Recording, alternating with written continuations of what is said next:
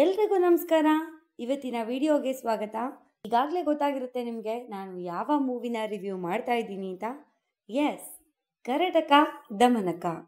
ನಿಮಗೆ ಜೀವನದಲ್ಲಿ ಸಿಕ್ಕಾಪಟ್ಟೆ ಸ್ಟ್ರೆಸ್ ಇದ್ದು ವೀಕೆಂಡಲ್ಲಿ ಯಾವುದೋ ಒಂದು ಮೂವಿ ನೋಡಬೇಕಪ್ಪ, ನಗಬೇಕು ಒಟ್ಟು ಅಂತ ಅಂದರೆ ಈ ಮೂವಿ ನಾನು ನಿಮಗೆ ಸಜೆಸ್ಟ್ ಮಾಡ್ತೀನಿ. ಯಾಕಂದರೆ ಕಾಮಿಡಿ ವೈಸ್ ತುಂಬಾ ಚೆನ್ನಾಗಿದೆ. ಫಸ್ಟ್ ಆಫ್ ಅಂತೂ ನೀವು ಬಿದ್ದು ಬಿದ್ದು ಬಿದ್ದು ನಗ್ತೀರಾ, ಅದಕ್ಕೆ ನಾನು ಗ್ಯಾರಂಟಿ. ನಾನು ಈ ಮೂವಿನ ನೋಡೋದಕ್ಕೆ ಪ್ರಿಫರ್ ಮಾಡೋದಕ್ಕೆ ಕಾರಣ ಏನು ಗೊತ್ತಾ? ಮೇಯ್ನ್ಲಿ ಶಿವಣ್ಣ ಹಾಗೆ ಪ್ರಭುದೇವ ಕಾಂಬಿನೇಷನ್. ನಂಗೆ ಇವರಿಬ್ಬರು ಒಟ್ಟಿಗೆ ಆನ್ ಸ್ಕ್ರೀನಲ್ಲಿ ಬರ್ತಾರೆ ಅಂದ ತಕ್ಷಣ ಒಂಥರ ಎಕ್ಸೈಟ್ಮೆಂಟ್ ಇತ್ತು, ಹಾಗಾಗಿ ಈ ಮೂವಿನ ಪ್ರಿಫರ್ ಮಾಡಿದೆ. ಇನ್ನು ಡಾನ್ಸ್ ವಿಷಯದಲ್ಲಿ ನೀವು ಕೇಳೋದೇ ಬೇಡ, ಶಿವಣ್ಣನೂ ಎತ್ತಿದ ಕೈ, ಪ್ರಭುದೇವ ಅವರಂತೂ ಓ ಮೈ ಗಾಡ್. ನಾವು ಆಲ್ರೆಡಿ ಪುನೀತ್ ರಾಜ್ಕುಮಾರ್ ಹಾಗೆ ಪ್ರಭುದೇವ ಅವರ ಕಾಂಬಿನೇಷನಲ್ಲಿ ಒಂದು ಡ್ಯಾನ್ಸ್ನ ನೋಡಿದ್ದೀವಿ. ಶಿವಣ್ಣ ಜೊತೆ ಮಾಡಿದ್ರೆ ಹೇಗಿರುತ್ತಪ್ಪ, ಅದು ದೊಡ್ಡ ಸ್ಕ್ರೀನ್ ಮೇಲೆ ನೋಡಿದ್ರೆ ಚೆಂದ ಕಣ್ರಿ. ಇನ್ನು ಈ ಮೂವಿನಲ್ಲಿ ನನಗೆ ತುಂಬ ಇಷ್ಟ ಆದಂಥ ಇನ್ನೊಂದು ಪಾರ್ಟ್ ಏನಂದರೆ ಉತ್ತರ ಕರ್ನಾಟಕ ಲ್ಯಾಂಗ್ವೇಜ್. ಕರ್ನಾಟಕದಲ್ಲಿ ಯಾವ ಭಾಗದ ಜನರಿಗೆ ಉತ್ತರ ಕರ್ನಾಟಕ ಲ್ಯಾಂಗ್ವೇಜ್ ಇಷ್ಟ ಆಗಲ್ಲ ಹೇಳಿ? ಆಬ್ವಿಯಸ್ಲಿ ಅಲ್ಲಿನ ಭಾಷೆನೇ ಒಂಥರ ಚೆಂದ. ಪ್ರಭುದೇವ ಅವರು ಕನ್ನಡದಲ್ಲಿ ಸಿನಿಮಾ ಮಾಡೋದನ್ನ ಬಿಟ್ಟು ತುಂಬ ವರ್ಷಗಳೇ ಆಗೋಗಿತ್ತು. ಇದರಲ್ಲಿ ಅವರ ಕನ್ನಡ ಕೇಳೋಕ್ಕೆ ಒಂಥರ ಚೆನ್ನಾಗಿದೆ. ಎಲ್ಲೋ ಒಂದು ಕಡೆ ಮ್ಯಾನೇಜ್ ಮಾಡಿದಾರಪ್ಪ ಅಂತ ಅನ್ಸಿದ್ರು ಅವರ ಆ್ಯಕ್ಟಿಂಗ್ ಮತ್ತು ಆ ಎಕ್ಸ್ಪ್ರೆಷನ್ಸು, ಆ ಟೈಮಿಂಗ್ ಇದೆಯಲ್ಲ, ಅದು ಒಂದು ಕಂಪ್ಲೀಟ್ ಮನೋರಂಜನೆ ಕೊಟ್ಟಿದೆ ಅಂದರೆ ತಪ್ಪೇ ಆಗಲ್ಲ. ಇನ್ನು ಕರಟಕ ದಮನಕ ಅಂದರೆ ಪಂಚತಂತ್ರ ಕಥೆಯಲ್ಲಿ ಬರುವ ಎರಡು ನರಿಗಳ ಹೆಸರು ಅಂತ ಆಲ್ರೆಡಿ ನಮಗೆ ಹೇಳಿದ್ದಾರೆ ಟೀಮ್ ಅವರು. ನರಿಗಳು ಅಂದರೆ ಗೊತ್ತಲ್ಲ, ಜಾಣತನ, ಕುತಂತ್ರಿ ಬುದ್ಧಿಗೆ ಎಕ್ಸ್ಪರ್ಟ್. ಹಾಗೆ ಇದರಲ್ಲೂ ಇಬ್ಬರು ಹೀರೋಗಳು ಕೂಡ ಒಂಥರ ಜಾಣತನ, ಕುತಂತ್ರ ಎಲ್ಲ ಮಾಡಿ ಈ ಕಥೆನ ಸಾಲ್ವ್ ಮಾಡ್ತಾರೆ ಅಂತ ಹೇಳ್ಬೋದು. ಇನ್ನು ಪಂಚತಂತ್ರ ಅಂದರೆ ನೀತಿ ಕಥೆಗಳಿಗೆ ಫೇಮಸ್. ಈಗ ಕರಟಕ ದಮನಕ ಅಂತ ಇಟ್ಟ ಮೇಲೆ ನೀತಿನೂ ಇರಬೇಕಲ್ವಾ? ಇನ್ನು ನಮಗೆ ಈ ಸಿನಿಮಾದಲ್ಲಿ ಎರಡು ಮೇಜರ್ ನೀತಿಗಳನ್ನು ಹೇಳಿದ್ದಾರೆ. ಒಂದು, ನೀರನ್ನ ವೇಸ್ಟ್ ಮಾಡಬಾರ್ದು ಅನ್ನೋದು ಇಲ್ಲಿನ ಒಂದು ಮುಖ್ಯ ವಿಷಯವಾಗಿದೆ. ಹಾಗೆ ನಮಗೆಲ್ಲ ಗೊತ್ತಿರೋ ಹಾಗೆ, ಪ್ರಚಲಿತದಲ್ಲಿ ನಡೀತಿರೋ ಹಾಗೆ, ಎಲ್ಲರೂ ಹಳ್ಳಿ ಬಿಟ್ಟು ಕೆಲಸ ಅದು ಇದು ಅಂತ ರೀಸನ್ಸ್ಗಳನ್ನ ಇಟ್ಕೊಂಡು ಪಟ್ಟಣಕ್ಕೆ ಬರ್ತಾರೆ, ಎಸ್ಪೆಷಲಿ ಬೆಂಗಳೂರಿಗೆ. ಹಾಗೆ ಇಲ್ಲಿಗೆ ಬಂದ ಮಕ್ಕಳಿಗೆ ಅಪ್ಪ ಅಮ್ಮ ಯಾಕೆ ಊರಲ್ಲಿ ಇದ್ಕೊಂಡು ಕಷ್ಟಪಡಬೇಕು, ಅವರು ಕೂಡ ಇಲ್ಲೇ ಬಂದು ಹ್ಯಾಪಿಯಾಗಿರ್ಬೋದಲ್ವಾ, ಆರಾಮಾಗಿ ಸಿಟಿನಲ್ಲಿ ಇರ್ಬೋದಲ್ವಾ ಅಂತ ಒಂದು ಥಾಟ್ ಇರುತ್ತೆ.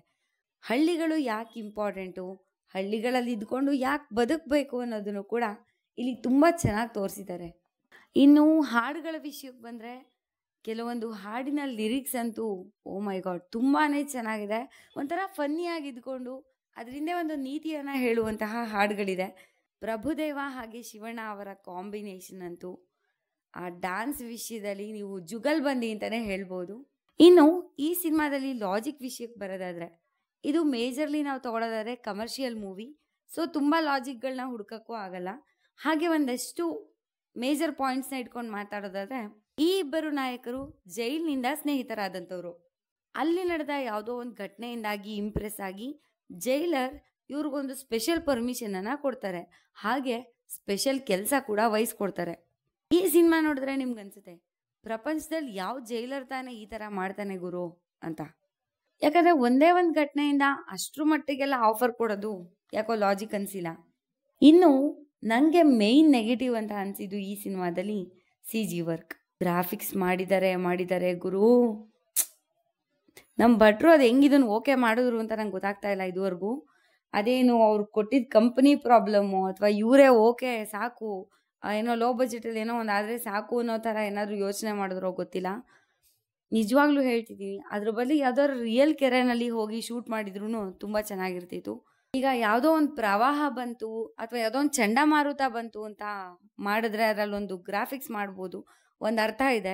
ಆದರೆ ಕೆರೆನ ಅಟ್ಲೀಸ್ಟು ರಿಯಲಾಗಿ ಶೂಟ್ ಮಾಡಬಹುದಿತ್ತು, ತುಂಬ ಚೆನ್ನಾಗಿರ್ತಿತ್ತು ಅಂತ ಅನಿಸ್ತು. ಅದೊಂದು ಮಾತ್ರ ನಿಜವಾಗ್ಲೂ ತುಂಬ ನೆಗೆಟಿವ್ ಅಂತ ಅನಿಸ್ತು ನನಗೆ. ಆ್ಯಂಡ್ ನಾನು ನಿಮಗೆ ಮೊದಲೇ ಹೇಳಿದೆ, ತುಂಬ ಎಂಟರ್ಟೈನ್ಮೆಂಟ್ ಬೇಕು ಅಂತ ಅಂದರೆ, ತುಂಬ ನಗಬೇಕು ಅಂತ ಅಂದರೆ ಈ ಸಿನಿಮಾಗೆ ಹೋಗ್ಬೋದು ನೀವು ಅಂತ. ಆದರೆ ಸೆಕೆಂಡ್ ಹಾಫಲ್ಲಿ ತುಂಬಾ ಸಪ್ಪೆ ಆಗೋಗಿದೆ. ಆ ಮೊದಲಿಂದ ಇತ್ತಲ್ಲ ಒಂದು ತುಂಟತನ, ಈ ಇಬ್ಬರು ಹೀರೋಗಳದ್ದು ಕಾಂಬಿನೇಷನ್, ಆ ಜೋಕ್ಸ್, ಆ ತುಂಟತನ, ಆ ಕುತಂತ್ರ ಬುದ್ಧಿ, ಇದು ಯಾವುದು ಸೆಕೆಂಡ್ ಹಾಫಲ್ಲಿ ಕಾಣಿಸೋದೇ ಇಲ್ಲ ನಮಗೆ. ಅದು ಒಂಥರ ಸಪ್ಪೆ, ನಾರ್ಮಲ್ ಕಥೆಗಳು ಹೋಗುತ್ತಲ್ಲ ಅದೇ ಥರ ಹೋಗ್ಬಿಡುತ್ತೆ. ಸೊ ಸೆಕೆಂಡ್ ಹಾಫ್ ಸ್ವಲ್ಪ ಬೋರಿಂಗ್. ಮತ್ತು ಎಂಡಿಂಗ್ ಕೂಡ ಅಷ್ಟೇ, ಎಲ್ಲೋ ಒಂದು ಕಡೆ ಮುಗಿಸ್ಬೇಕು ಸ್ಟೋರಿನ, ಟೈಮ್ ಆಗೋಯ್ತು ಅಂತ ಮುಗಿಸಿರೋ ಥರ ಅನಿಸ್ತಾ ಇದೆ ಅಷ್ಟೇ. ಆ 2-3 ನೆಗೆಟಿವ್ ಪಾಯಿಂಟ್ಸ್ನ ಬಿಟ್ಟರೆ ಇನ್ನು ನೀವು ಸ್ವಲ್ಪ ಮಾಸ್ ಆಡಿಯನ್ಸ್ ಆಗಿದ್ರೆ ಇದು ನಿಜವಾಗ್ಲೂ ತುಂಬಾ ಇಷ್ಟ ಆಗುತ್ತೆ ಸಿನಿಮಾ. ಇನ್ನು ಡೈಲಾಗ್ಸ್ ವಿಷಯಕ್ಕೆ ಬಂದು ಪಂಚಿಂಗ್ ಆಗೇ ಚೆನ್ನಾಗಿದೆ, ನಗ್ಸುತ್ತೆ. ಎಸ್ಪೆಷಲಿ ಎಲ್ಲ ಆ್ಯಕ್ಟ್ರ್ಗಳದ್ದು ಟೈಮಿಂಗ್ ತುಂಬಾ ಚೆನ್ನಾಗಿ ಬಂದಿದೆ. ಈ ಸಿನಿಮಾದಲ್ಲಿ ಓವರ್ ಆಲ್ ಪ್ಲಸ್ ಪಾಯಿಂಟ್ ಅಂದರೆ ಫಸ್ಟ್ ಹಾಫ್. ಈ ಸಿನಿಮಾನ ಇನ್ನು ನೋಡಿಲ್ಲ ಅಂದರೆ ನೋಡ್ಕೊಂಡು ಬನ್ನಿ. ಮತ್ತೆ ಮುಂದಿನ ರಿವ್ಯೂ ವಿಡಿಯೋದಲ್ಲಿ ಸಿಗೋಣ. ಅಲ್ಲಿವರೆಗೂ ಟೇಕ್ ಕೇರ್.